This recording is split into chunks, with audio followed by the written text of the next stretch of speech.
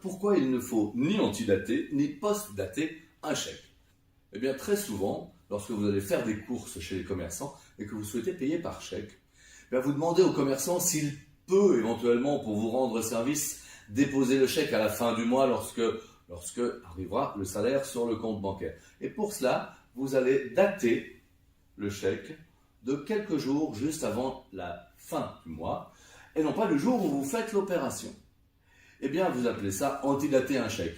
C'est d'abord une erreur parce que si vous datez le chèque de la fin du mois alors que vous l'avez fait en début de mois, vous le post-datez ce chèque. On va voir la différence entre antidater et post-dater. Imaginons que nous sommes le 5 mai. Et lorsque vous voulez antidater un chèque, eh bien, vous le datez du 15 avril.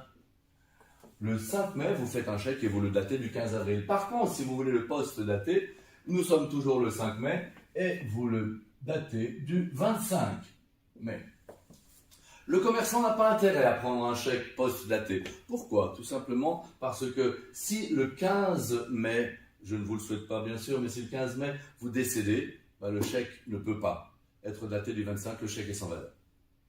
Mais il ne doit pas non plus accepter votre chèque ici parce que si pour une raison quelconque le chèque revient impayé, eh bien il faut savoir que le commerçant bénéficie pendant les 8 jours à dater de la date de création du chèque de facilité pour récupérer son argent. C'est beaucoup plus facile et ça lui coûte beaucoup moins cher. Si vous avez daté le chèque du 15 avril, à ce moment-là, vous lui enlevez cette possibilité. Du coup, il faut savoir que post-dater un chèque, c'est pas très intéressant, mais c'est légal. Par contre, antidater un chèque, c'est illégal. Voilà, tout ceci pour vous dire que vous pouvez également payer par carte ou en espèces. À plus.